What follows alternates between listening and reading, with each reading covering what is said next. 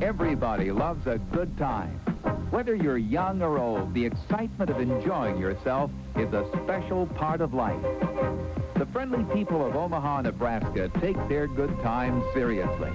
They make sure when it's time to relax, it's well worth their efforts. The National Collegiate Athletic Association brings a special excitement to this special city in early June each year with the College World Series as the final leg to the National Collegiate Baseball Championship. This prestigious event is sponsored in cooperation with the College World Series Incorporated, a local Omaha civic organization. It's a special show. It's a special city. We'd like to tell you a little about it. The College World Series Incorporated of Omaha, Nebraska is proud to present a special show, a special place. Maine, Miami, Florida, Wichita State, Fullerton State, Oklahoma State, Texas, South Carolina, and Stanford represented 8 regionals. Only 4 teams remained after 11 games in the series of this double elimination tournament. Wichita State, Texas, Maine, and Miami. Miami was still undefeated with a 3-0 record. The other 3 teams had no room for errors with 2-1 records. One more loss, and it was time to catch a plane back home. Wichita State and Texas squared off in Game 12. Wichita State had a 72-13 record under Coach Gene Stevenson. Wichita State first baseman Phil Stevenson, younger brother of his coach, wasted little time getting things started, driving in the first run of the game.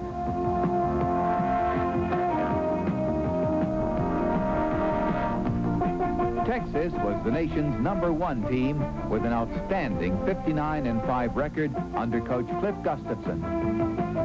In the bottom of the first, Spike Owen, the Longhorns All-America shortstop, was nailed at third on a sacrifice bunt by catcher Charlie O'Brien.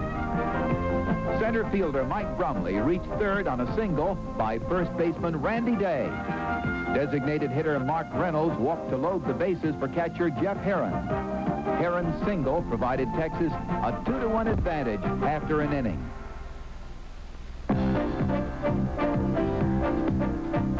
No, that isn't a shocker on first. It's Cocky, who has become the adopted mascot of the College World Series the past couple of years.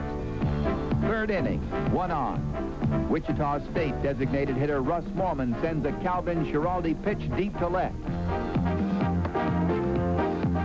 It's gone. The Shockers take a 3-2 lead on Morman's 23rd homer. Third baseman Jim Spring singled and stole second. 2 walks loaded the bases. Shortstop Dave Lucas smashes a single, scoring 2 runs. Wichita State 5, Texas 2.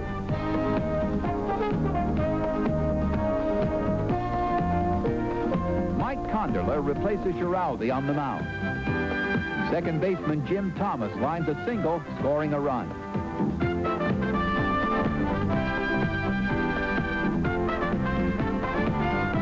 Six to 2, Shockers. The bases were loaded after an error.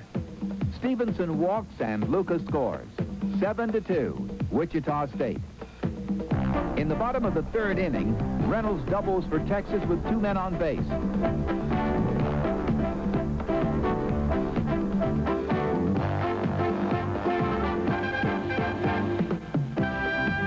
Wichita State 7, Texas 3.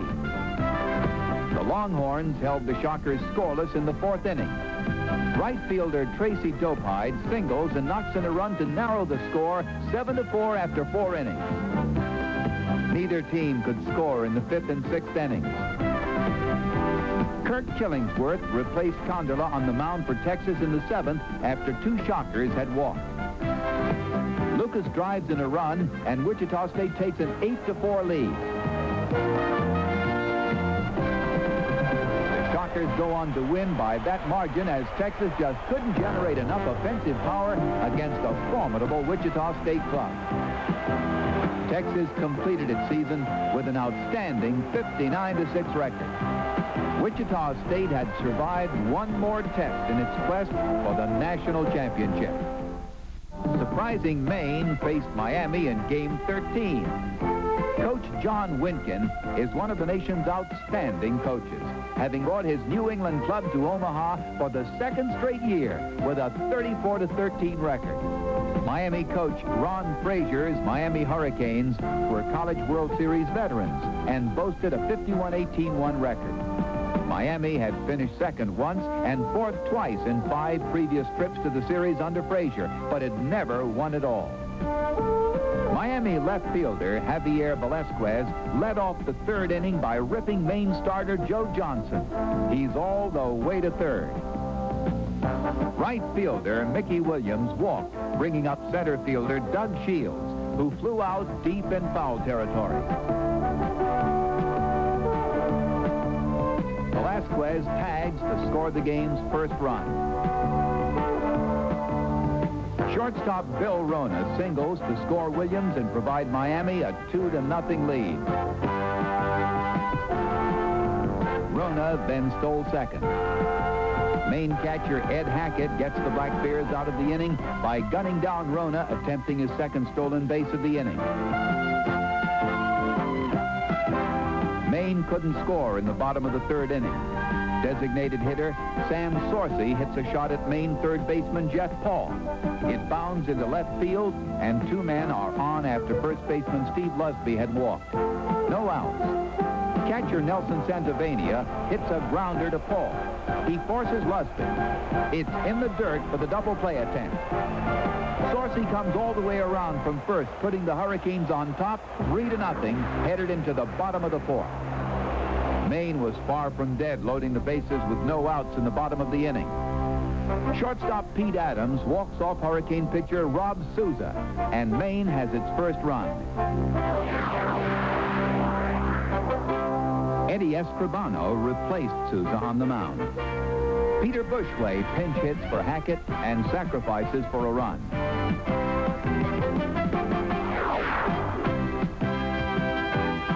First baseman Kevin Bernier lines a single, and another run completes Maine's scoring to tie the score at 3. Miami comes right back in the top of the 5th. Shields doubles. He advances to 3rd on a long fly by Rona. 2 outs.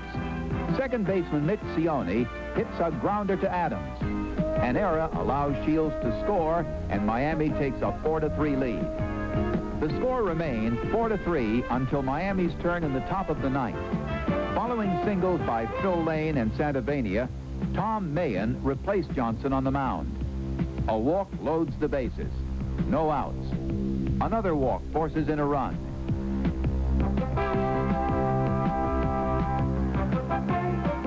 One out. Rona lifts a sacrifice to center, scoring Santavania.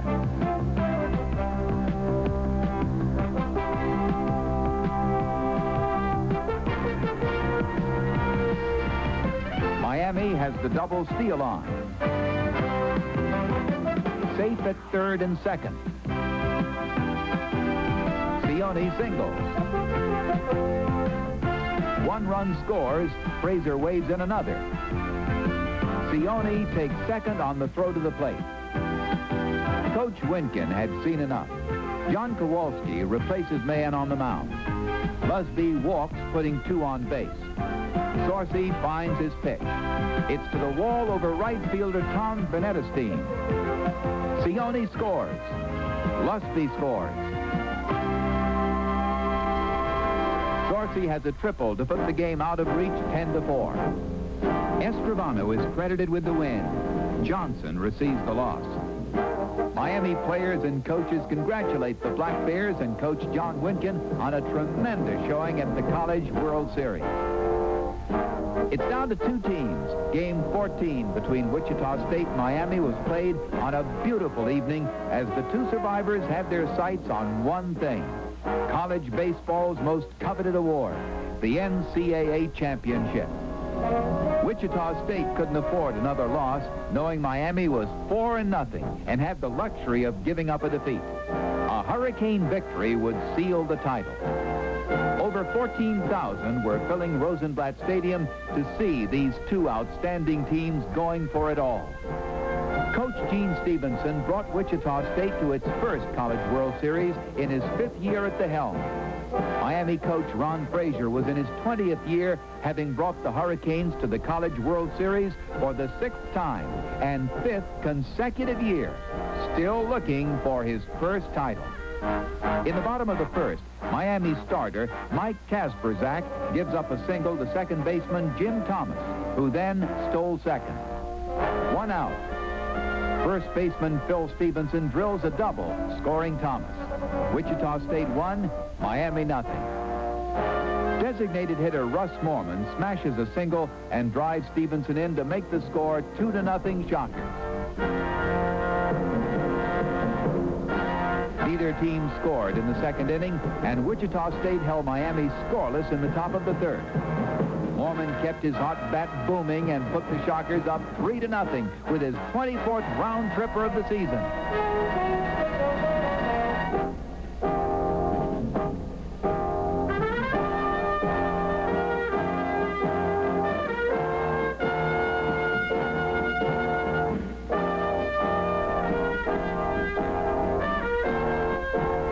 The Shockers were cruising along with the vision of completing its Cinderella story after 4 innings. Top of the 5th, 2 on, 1 out. Center fielder Doug Shields laces a single off Wichita State shortstop Dave Lucas's glove, scoring Velazquez and Ciona. 3-2, Wichita State. Shields breaks for second. Safe. Shortstop Bill Rona and first baseman Steve Lusby walked, loading the bases with 1 out. Shocker starter Don Hinkle concentrates on designated hitter Sam Sorcy. Sorcy's sacrifice ties the score at 3. 2 on, 2 outs.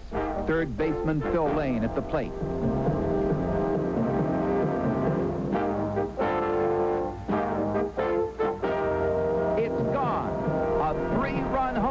Lane's 25th of the season. Suddenly, Miami has stunned the stadium with a 6-3 lead over Wichita State. The Shockers were in a state of shock for the rest of the game. The hurricane warnings had developed into a full-fledged storm. Stan Brown had replaced Hinkle on the mound in the top of the 6th inning. The bases were loaded. Rona lines a single off Brown's glove and put the Hurricanes on top 7-3. Wichita State couldn't ignite a thing. It got worse in the top of the 8th. With 1 on, Shields singles scoring Mickey Williams, and the Hurricanes have a comfortable 8-3 lead. Shields scored, and Miami could sense its first NCAA baseball championship with a commanding 9-3 lead. Top of the 9th. Miami coach Frazier wasn't taking any chances and brought in his ace, left-hander Dan Smith, making his 5th appearance in the series. Thomas leads off with a double. The Shockers refuse to die. Center fielder Lauren Hibbs walks. Stevenson flies out. 1 out, 2 on. Morman sends a ball deep.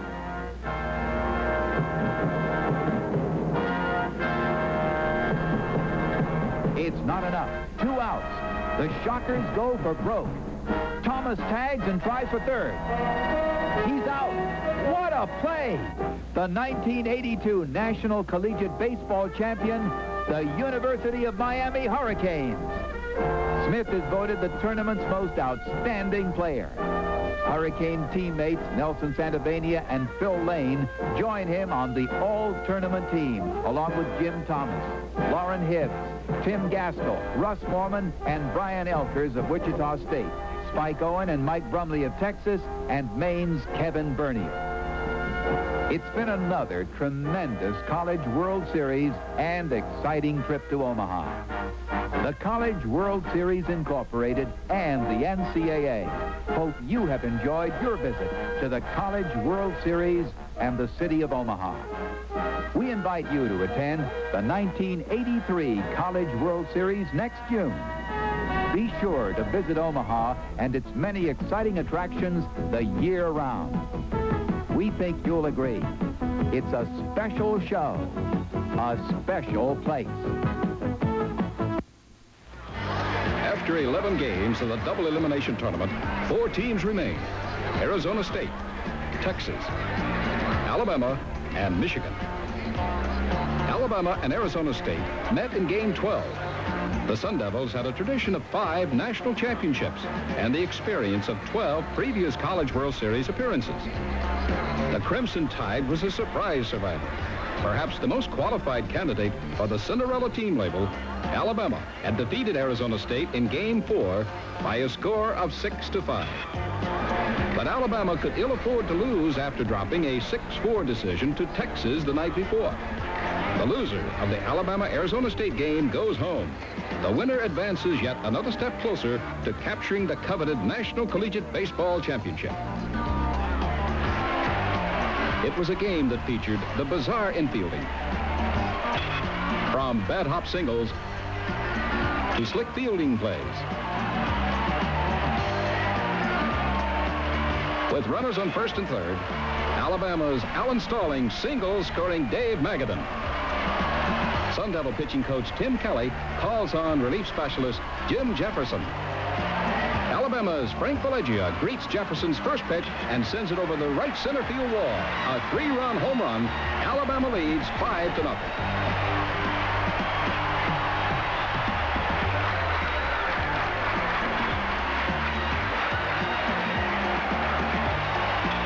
With 1 out in the Crimson Tide 7th inning, Alabama's Brett Elvin goes all the way to second on Tim McNaughton's error.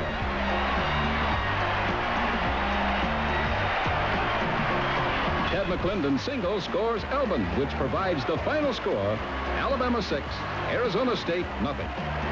Alabama's storybook College World Series performance extends another chapter, while Arizona State's 1983 season ends with a third-place finish. Game 13 was to be unlucky for somebody.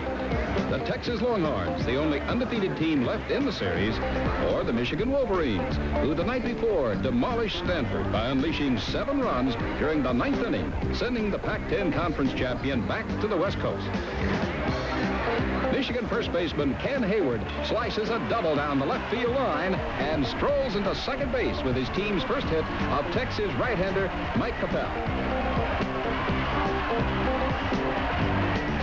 Jeff Jacobson, the team leader in runs batted in, lines a single, scoring Hayward, and breaks the scoreless deadlock.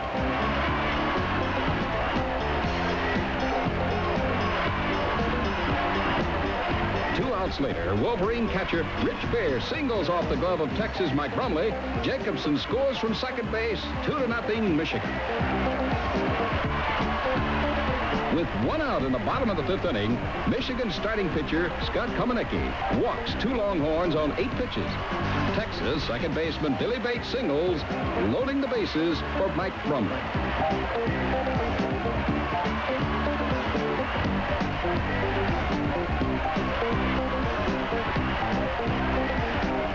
The junior shortstop, who had been picked off first and committed a throwing error just an inning before, makes up for those mistakes with 1 swing, a grand slam home run.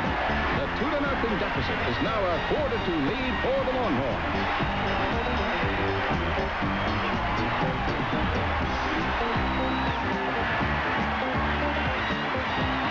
A prelude to victory.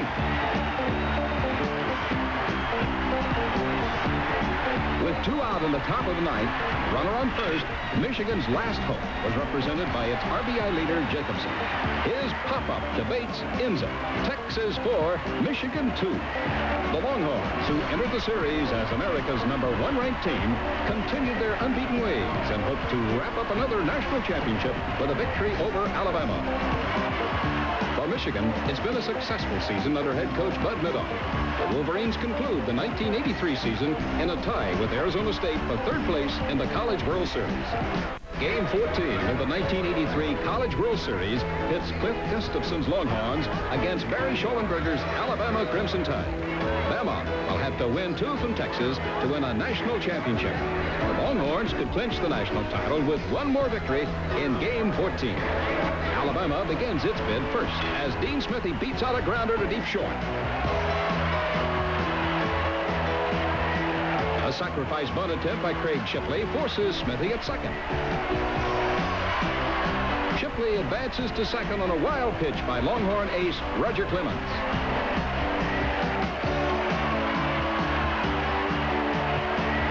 Shipley then goes to third on another Texas miscue. An errant pickoff attempt by catcher Jeff Harrell.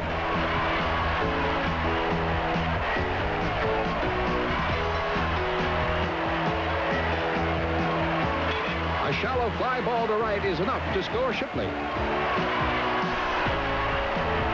The Crimson Tide strikes first, 1-0.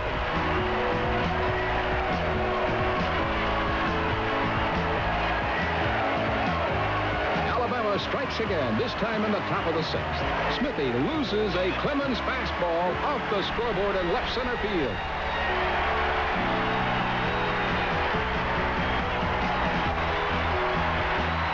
Is for real.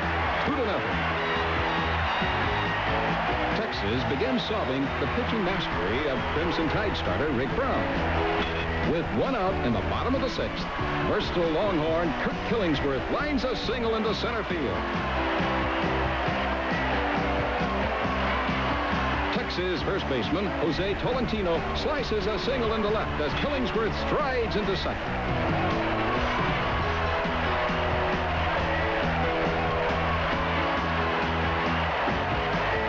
Is nicked with a pitch loading the bases.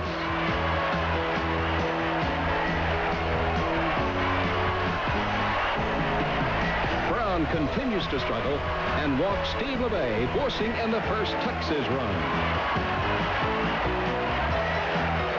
Johnny Sutton bounces into a fielder's choice, but Tolentino scores, tying the game at 2 apiece.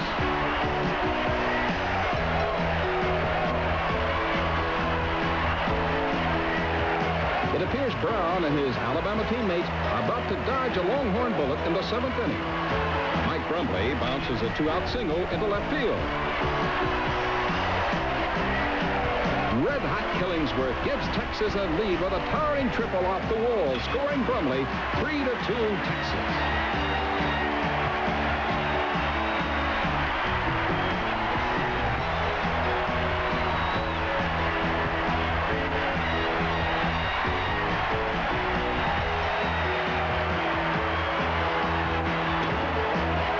Tolentino's hustle provides an insurance run as Killingsworth and company celebrate. Bama is down to its last chance, the bottom of the 9th inning. Leading off, clutch-hitting Dave Magadan, leading hitter in the series with a .550 average. He goes the other way for a ground rule double.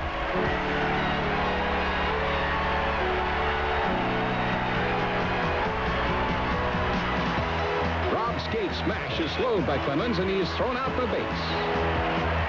Alabama's third base coach, Roger Smith, sums it up as Magadan moves up 90 feet.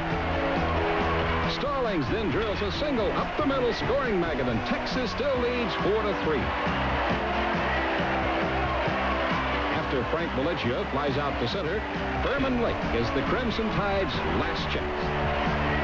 Brumley squeezes the final out as the Crimson Tide storybook College World Series doesn't end happily, yet with pride. For Texas, the thrill of its second national championship in 7 years is staggering. For Longhorn head coach Cliff Gustafson, it was a fitting ending for a team that lacked traditional Texas power, but excelled in perseverance.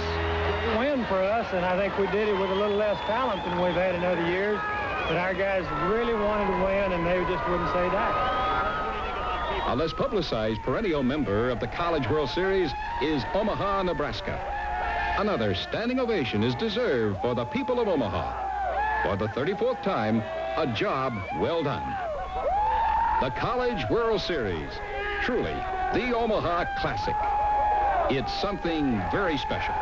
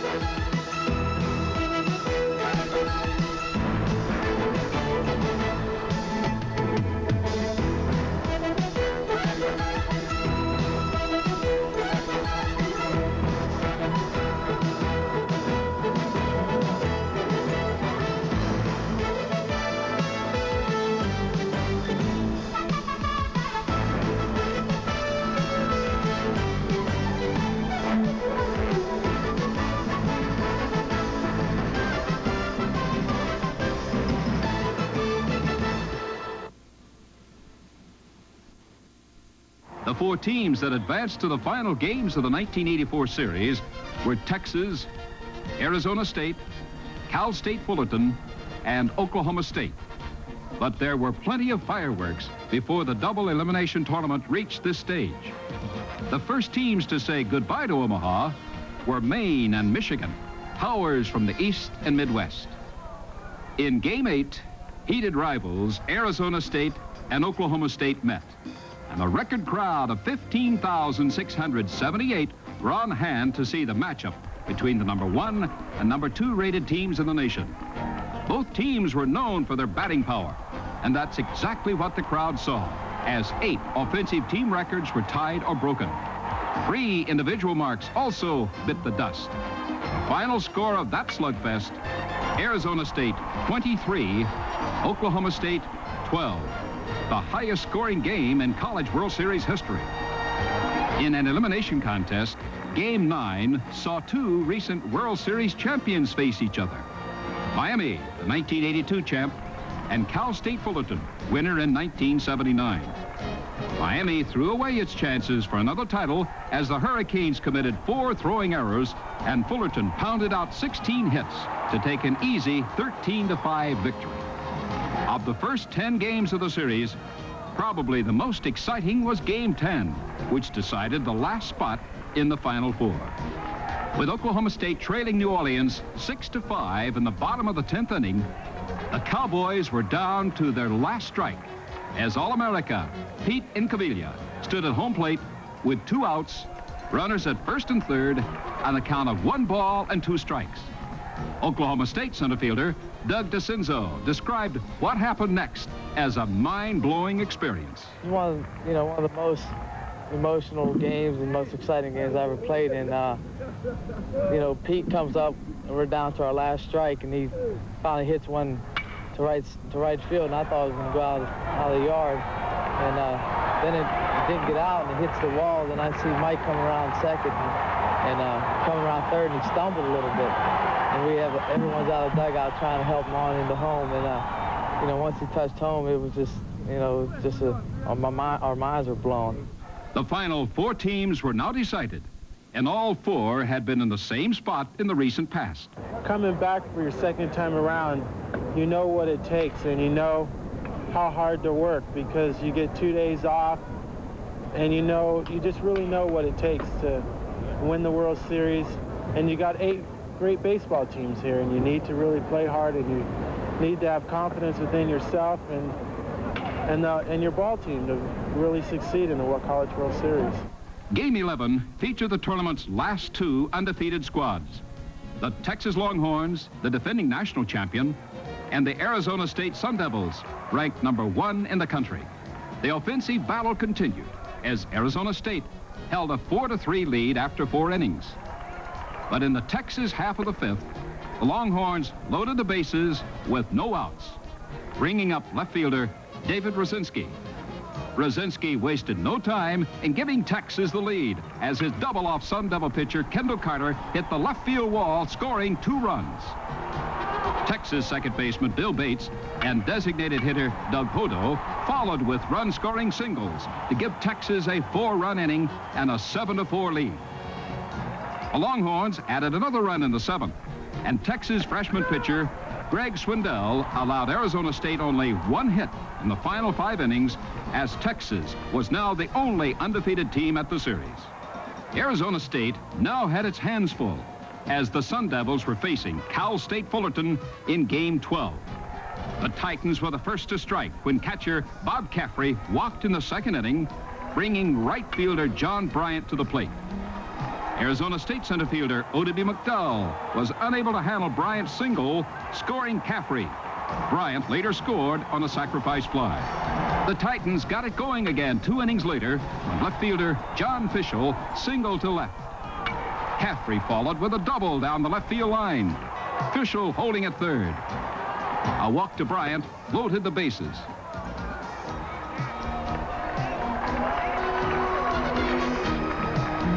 Fullerton first baseman Kirk Bates then bounced a single into right field to score 2 runs.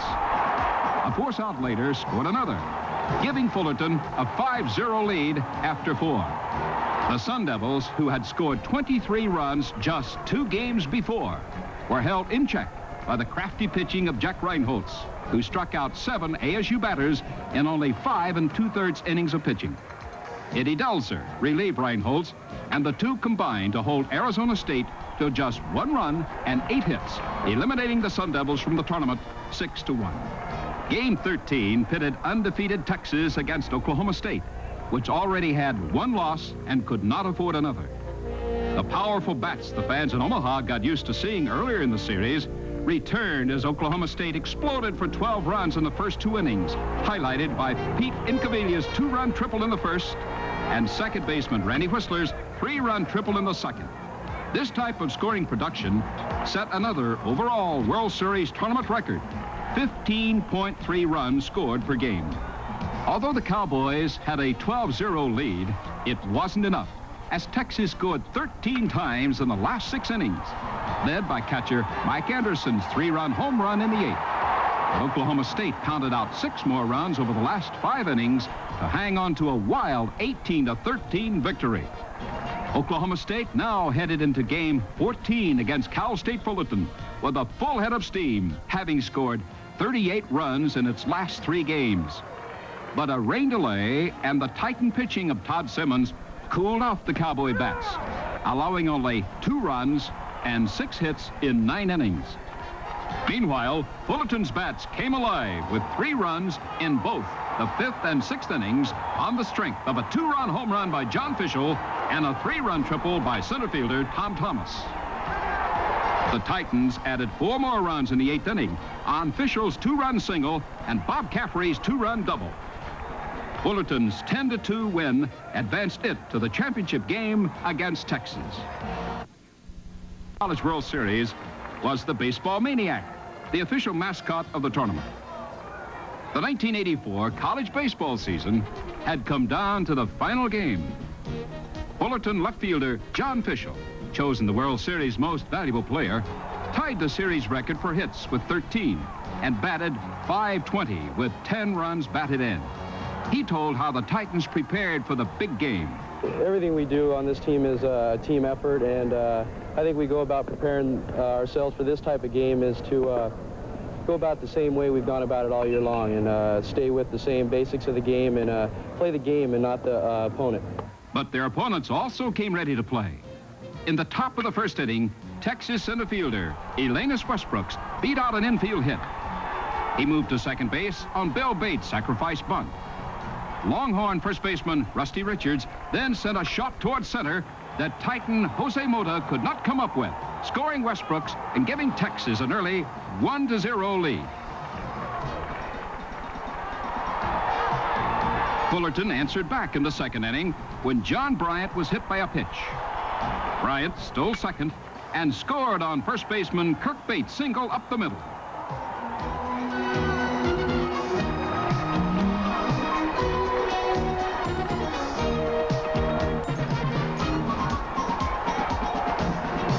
Innings later, Bob Caffrey led off the Titan fourth with a shot down the left field line. A nice play by Longhorns' David Rosinski in left field held Caffrey to a single. It didn't matter, though, as the next Titan batter, right fielder John Bryant, sent a triple into the right center field gap to score Caffrey and gave Fullerton the lead. 1 out later, designated hitter George Sarkisian lifted a fly ball to deep center field, scoring Bryant on the sacrifice to put Fullerton ahead 3-1. After Texas had scored in the first, Titan pitcher Eddie Delzer settled down to strike out 7 Longhorn batters and allowed no more hits through 7 innings. Warming up for the 8th inning, Delzer suffered a cramp in his leg and gave way to Fullerton's super reliever Scott Wright, who set the NCAA record for saves in a season with 22. Wright gave up a 1-out double to Texas pinch hitter Doug Hodo, but the Longhorns left him stranded on base. In the Fullerton 8th, Bryant led off with a hard line drive that was headed for left field, but a leaping Jamie Doughty robbed Bryant of the hit. Kirk Bates sent a fly ball into left center, but a fine running catch by Rosinski gave Texas the second out. Sarkisian then smashed a ground ball down third base line, but Texan David Denny made a fine backhanded play through to first in time. 3 possible hits, 3 great plays, and the Never Say Die defending champion Longhorns headed into the 9th inning trailing 3-1. Texas cleanup hitter Denny went down swinging, and Longhorn catcher Darren Loy flied to center for the second out. Cal State Fullerton was 1 out away from its 2nd championship in 6 years. It was now Scott Wright against Longhorn right fielder Dennis Cook and the Texas Rally Caps. Cook worked the count to 2 balls and 2 strikes, then hit a high fly ball to left field, but it wasn't enough, and the Titans celebration began. In their final 3 World Series games, the Titans downed the number 1 and number 2 rated teams in the nation, plus the defending national champion. For Cal State Fullerton and Coach Augie Garrido, it was a championship well earned. And for the people of Omaha, it was another job well done and an exciting series to watch, as scores of individual, team, and tournament marks were broken, making the 1984 College World Series one for the record.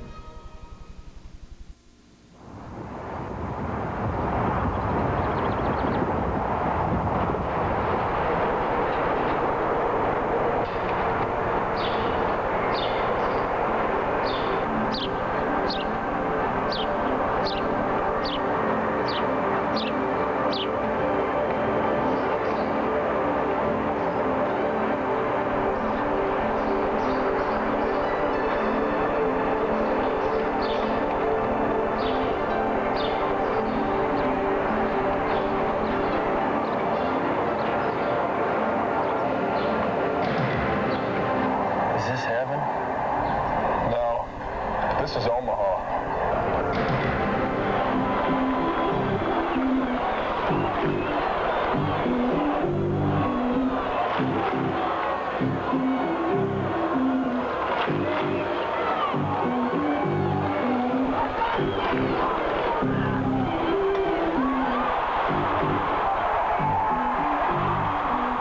Omaha, Nebraska, in June.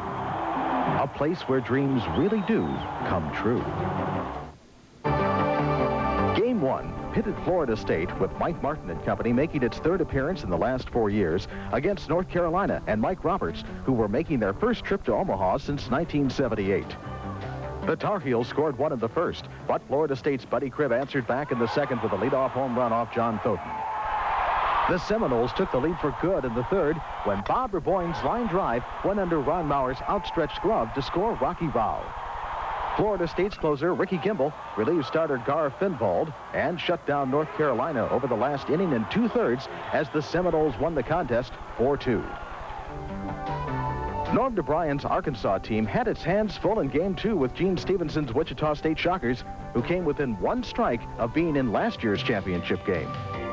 College World Series veteran Greg Brummett got the starting nod for the Shockers and kept the Arkansas batters off balance through the first 7 innings. Meanwhile, Wichita State took a 2-0 lead on Jim Audley's 3rd inning home run that also scored Pat Mears. WSU's bullpen ace, Jim Newland, the nation's leader in saves and ERA, entered the game in the 8th with a 3-1 margin, and the lead held, giving the Shockers a first-round victory. Cliff Gustafson and his Texas Longhorns, who were making their record 25th appearance at the College World Series, met Cal State Long Beach in Game 3. The 49ers were making their first ever appearance in Omaha under new head coach Dave Snow. With Long Beach State leading 1-0 in the 3rd, Texas rallied with 2 outs on singles by Scott Bryant and Arthur Butcher. Craig Newkirk then doubled off the wall in left center to drive in 2 runs and later scored to make it 3-1. The Longhorns added 4 more runs in the 8th, and Texas starter Kirk Dressendorfer went the distance, allowing only 6 hits and 3 walks while striking out 6 in a 7-1 victory. Game 4 saw Ron Frazier's Miami Hurricanes making their 8th appearance in the 80s, facing Louisiana State and Skip Bertman, who was an assistant under Frazier for 8 years at Miami.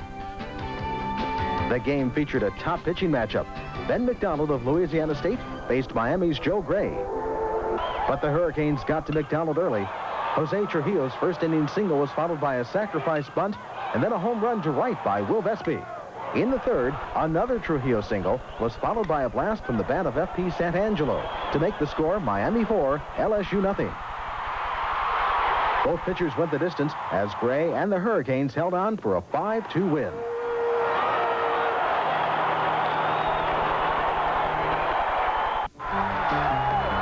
In the first elimination contest, North Carolina and Arkansas were all tied up at 3 apiece in the 8th when the Razorbacks exploded for 4 runs. A single to right by Scott Pose scored Tim Thomas and Rod Stillwell.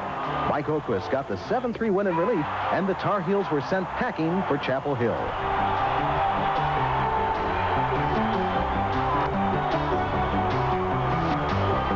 In the winner's bracket, Florida State's Clyde Keller threw a complete game at Wichita State, allowing the Shockers only 4 hits and 1 earned run. On offense, the Seminoles scored a single run in 4 different innings, including this solo homer by Pedro Grafal for the final tally of a 4-2 Florida State victory.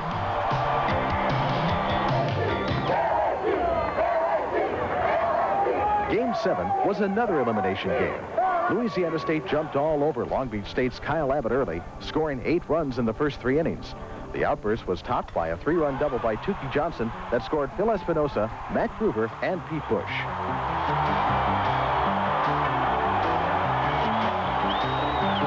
On the mound, Curtis Leskanik and Paul Bird combined to hold Long Beach State to 5 runs, making the 49ers' first trip ever to Omaha a short one. The final score, LSU 8, Long Beach 5. In Game 8, it was thumbs up for Miami to start freshman pitcher Alex Fernandez, who was 15-1 and seeking revenge for his only loss, which came at the bats of Texas. But the Longhorns scored 3 in the second, including this run-scoring double by Steve Bethea, which brought in Jeff Schultz, who had also doubled. Texas starter Scott Bryant, in just his 4th start of the year, had sailed through the first 4 innings before yielding 2 runs in the 5th. The Longhorns added a run in the 6th on Craig Newkirk's second solo home run of the game. In the 8th, Texas put the game out of reach, scoring 6 runs on 2 walks and 5 hits, with the last 2 runs coming on Lance Jones' single, scoring David Lowry and Jeff Schultz. Texas added 2 more runs in the 9th, and Brian Dare shut down the Hurricanes over the last 4 2/3 for a 12-2 win. In Game 9, Wichita State played long ball. Eric Wedge's 3-run homer off Arkansas starter Doug Bennett in the first inning gave the Shockers a quick lead. WSU scored 4 more runs over the next 7 innings, including this solo shot in the 7th by Mike McDonald. Shocker starter Greg Brummett got into trouble in the 8th when Hayden Etheridge's double to left scored Greg Alexander and placed runners at 2nd and 3rd. Bullpen ace Jim Newland was again called upon to hold the Hogs. Newland got 2 groundouts, and the Shockers were out of the inning, still leading 7-4. WSU added another run in the 9th, and Newland wrapped up his 2nd save of the series as Arkansas said goodbye to Omaha. In Game 10, with Louisiana State down 3-2 to Miami in the 6th, the Tigers' Mike Bianco sent a Will Vespi pitch over the right field wall for a 2-run homer and the lead. Russell Springer lasted 8 innings for the Tigers, allowing only 3 runs and 6 hits while striking out 9. With 1 on and 1 out at the 9th, Coach Skip Bertman brought in Ben McDonald to finish out the game. And finish Miami he did, striking out John Vieira and Jose Trujillo, both on called strikes. The Tigers advanced 6-3, while the Miami Hurricanes had played their last game of the 80s. With the weather threatening in Game 11, the 8th inning was a long one for the Wichita State Shockers, but it seemed even longer for the Seminoles of Florida State. With the score tied at 3 and facing elimination, the Shockers loaded the bases on singles by Jim Audley and P.J. Forbes and a bunt single by Mike McDonald. Rain then held up play for close to an hour as the drama built.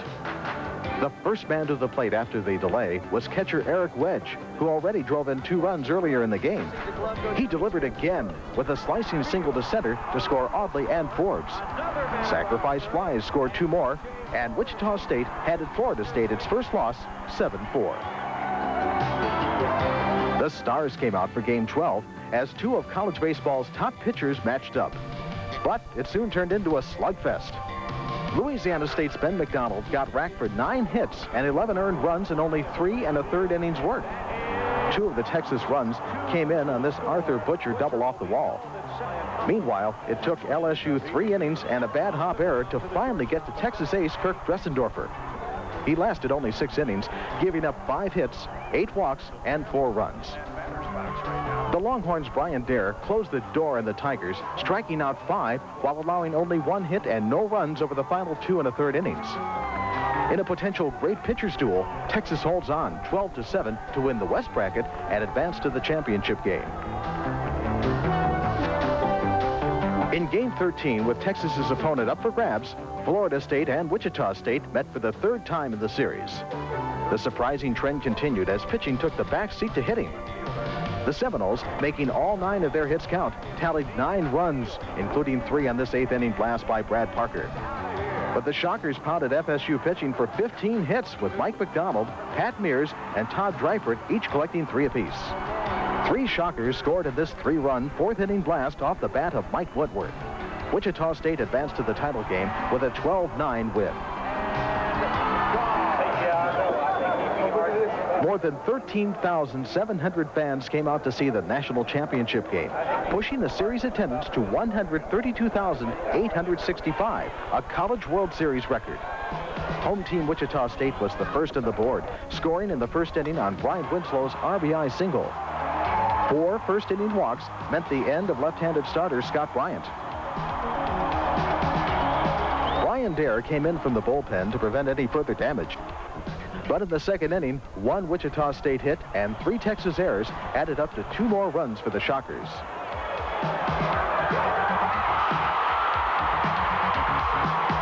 On the mound for Wichita State, a very intense Greg Brummett faced only 10 batters through the first 3 innings. But in the 4th, 3 Longhorn hits and 2 Shocker errors added up to 2 runs for Texas. In the 5th, Lance Jones laid down a bunt toward 3rd and collided with first baseman Brian Winslow, who had been playing the whole series with a stress fracture in his right leg. The collision broke Winslow's leg, but the emotional Shocker urged his team on as he was helped off the field.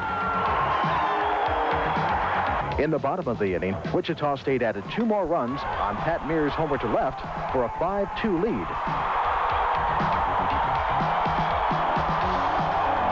Texas pushed across another run in the 6th, but the pitching of Brummett kept the Longhorn batters off balance. The big Wichita State right-hander allowed only 6 hits and 1 earned run while striking out 6 and going the distance. For his efforts during the series, Brummett was named the most outstanding player of the tournament. He was 3-0 with a 1.52 earned run average. With 2 outs and none on in the 9th, Brummett struck out pinch hitter Kevin Pate to give the Shockers a 5-3 victory. For Wichita State, it was a real team effort and the school's first NCAA team championship in any sport.